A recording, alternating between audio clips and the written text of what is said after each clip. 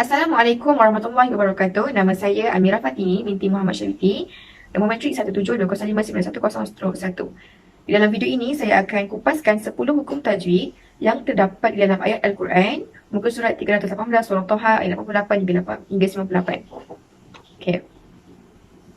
10 hukum tajwid berikut telah saya warnakan dengan warna yang berbeza mengikut hukum-hukum yang berbeza. Yang pertama, kita pergi kepada hukum ikhfa' syafawi. Ikhfa' syafawi di dalam muka surat ini terdapat hanya pada satu tempat, iaitu pada ayat Ya qaumi innama futintum bih. Okay. Ikhfa' syafawi berlaku apabila hukum mim mati bertemu dengan huruf ba yang berbaris. Cara bacaannya mesti didengungkan dengan kadar 2 harakat. Lihat pada ayat tadi, saya telah bulatkan dengan warna kelabu pada huruf mim dan juga ba. Futintum bih. Pada futintum bih. Tumbih. Di situ berlaku hukum ikhfa' syafawi yang mana perlu didengungkan dengan kadar 2 harakat. Seterusnya kita pergi kepada hukum izhar syafawi. Izhar syafawi di dalam muka surat ini terdapat pada 8 tempat, tetapi saya hanya bagi satu contoh di sini, iaitu pada ayat fa'akhraja lahum ijlan jasada. Okay, izhar syafawi berlaku apabila hukum mim mati bertemu dengan huruf hijaiyah selain daripada mim dan juga ba. Cara bacaannya mesti dibaca dengan jelas atau nyata huruf mim mati tersebut. Contoh pada ayat tadi, pada huruf mim dan juga ain yang telah saya bulatkan, lahum ijla, lahum ijla. Perlu dijelaskan huruf mim mati tersebut. Seterusnya kita pergi pula kepada hukum ikhfa' hakiki. Ikhfa' hakiki, kalau tadi hukum mim mati, ikhfa' hakiki berkait dengan hukum nun mati. Dalam muka surat 318 ini, hukum ikhfa' hakiki terdapat pada 9 tempat. Okey, ikhfa' hakiki ini berlaku apabila nun mati atau tanwin bertemu dengan 15 huruf ikhfa' iaitu Tha, Ta, Jim, Dal, Za, Zai, Sin, Shin, Sad, Dot, Ta, Za, Fa, Qaf dan juga Kaf. Ataupun boleh dihimpunkan dalam satu rangkaian kata satu za, Saddaka, Fathiq, Batadhin, Syadzin. Ianya cara bacaan ikhfa' hakiki ini iaitu dengan bunyi samar-samar jelas antara izhar dan idgham beserta dengung. Contohnya, pada ayat Ijla jasadan lahu khuwarun faqalu. Okay. Pada Ijla jasada, tanwin bertemu dengan jim dan juga khuwarun faqalu, ra bertemu dengan fa. Ataupun pada ayat Ya qaumi innama futintum bih, pada kalimah futintum, iaitu nun bertemu dengan ta. Perlu diberi perhatian, di dalam hukum ikhfa' hakiki ini berbeza cara sebutan nun mati itu apabila bertemu dengan huruf-huruf ikhfa'. Kerana sebahagian huruf ikhfa' adalah huruf isti'la. Contohnya, huruf qaf yang tidak ada pada muka surat 318 ini. Contohnya, min qabl. Hukum ikhfa' hakiki di sini, nun bertemu dengan qaf. Okay. Untuk memasuki kepada huruf qaf, okay, huruf nun itu perlu ditebalkan kerana huruf selepasnya ialah huruf isti'la. Berbeza dengan futintum bih. Futintum, nun bertemu dengan ta. Ta bukan huruf yang isti'la. Maka nun juga perlu dibaca dengan nipis.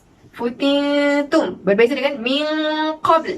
Okey, ikhfa' hakiki ini berbeza pada sebutannya kerana terdapat sebahagian daripada huruf-huruf ikhfa' itu ialah huruf isti'la. Okey. Seterusnya kita pergi kepada izhar halki. Izhar halki berlaku apabila nun mati atau tanwin bertemu dengan salah satu huruf izhar halki yang 6, iaitu hamzah, ha, ain, ha, ghin dan juga kha. Ataupun dalam satu rangkaian kata al-hin kha'ahu. Cara bacaannya dengan menjelaskan sebutan huruf nun mati atau tanwin tersebut. Hukum izhar halki dalam muka surat ini hanya satu sahaja, iaitu pada wasi'a kulla syai'in ilma. Pada kalimah syai'in ilma. Okay, perlu dijelaskan tanwin pada syai'in. Okay, syai'in ilma. Seterusnya kita pergi kepada hukum idgham ma'al ghunnah.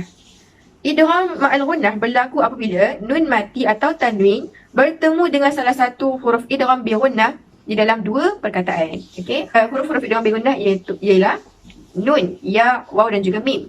Cara bacaannya dengan memasukkan hukum nun mati atau tanwin ke dalam salah satu huruf idgham bi ghunnah dengan dengung 2 harakat. Terdapat 4 tempat di dalam muka surat ini, tetapi saya hanya berikan satu contoh, iaitu pada ayat qalu lan nabraha alaih. Lan nabraha, perlu dimasukkan nun ke dalam nun. Ataupun contoh lain, nun dan juga ya. Min yaumin. Okay, huruf nun dimasukkan ke dalam huruf ya. Min yaumin. Min yaumin. Seterusnya kita pergi kepada hukum idgham bila gunnah yang terdapat pada 3 tempat di dalam muka surat 318. Tetapi hanya satu contoh yang saya berikan, iaitu maw'idan la tukhlafah. Hukum idgham bila gunnah pula berlaku apabila nun mati atau tanwin bertemu dengan salah satu hukum idgham bila gunnah, iaitu la dan juga ra di dalam dua perkataan. Baik, cara bacaannya perlu dimasukkan huruf nun mati atau tanwin itu ke dalam huruf idgham bila gunnah tanpa dengung. Tadi idgham bila gunnah dengan dengung, idgham bila gunnah tanpa dengung. Contohnya maw'idan la tukhlafah. Tanwin pada dal dan juga lam. Okay, tanwin pada dan perlu dimasukkan ke dalam huruf lam. Jadi dalam. Maw'idan la. Okay, begitu. Seterusnya kita pergi kepada qalqalah sughra. Dalam muka surat 318 ini terdapat 8 tempat yang berlakunya hukum qalqalah sughra. Qalqalah ini bermaksud lentunan atau detakan bunyi yang dipantulkan apabila huruf qalqalah bertanda sukun ataupun berbaris ketika diwakafkan bacaan padanya. Qalqalah sughra pula ialah merujuk kepada lantunan yang paling kecil atau rendah yang berlaku apabila huruf qalqalah berada di pertengahan kalimah atau pertengahan bacaan.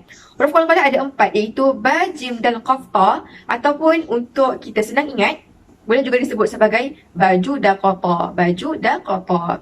Okey, lihat pada ayat berikut. Qala fama khatbuka ya Samiri. Khatbuka, pada huruf ta yang saya bulatkan, di situ berlakunya qalqalah sughra. Lantunannya hanya rendah sahaja. Khatbuka.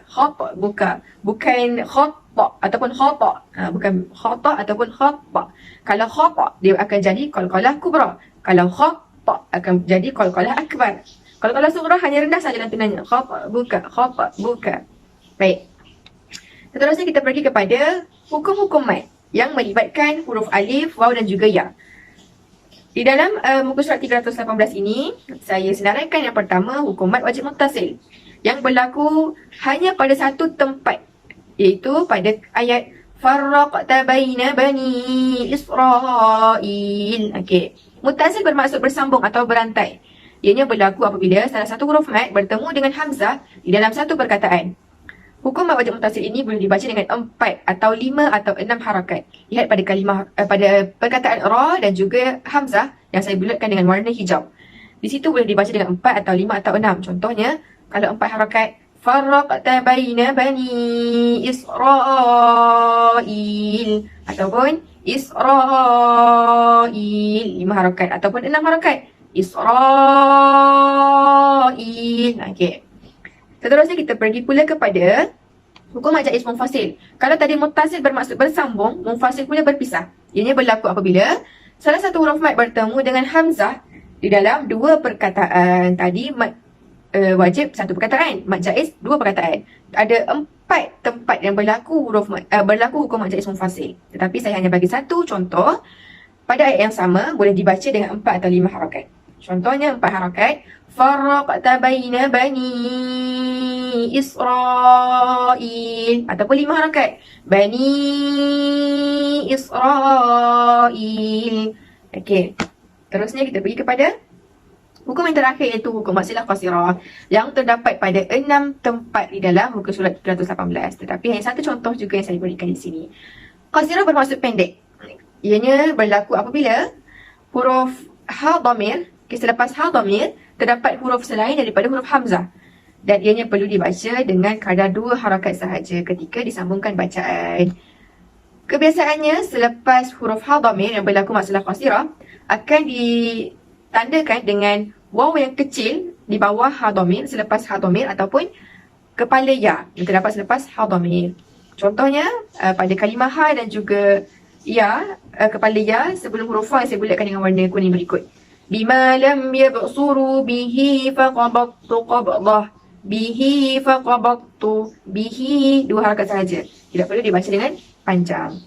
Baiklah, itu sahaja 10 hukum tajwid yang terdapat di dalam surah Taha ayat 88 hingga 98 muka surat 318. Terima kasih kerana menonton. Semoga bermanfaat.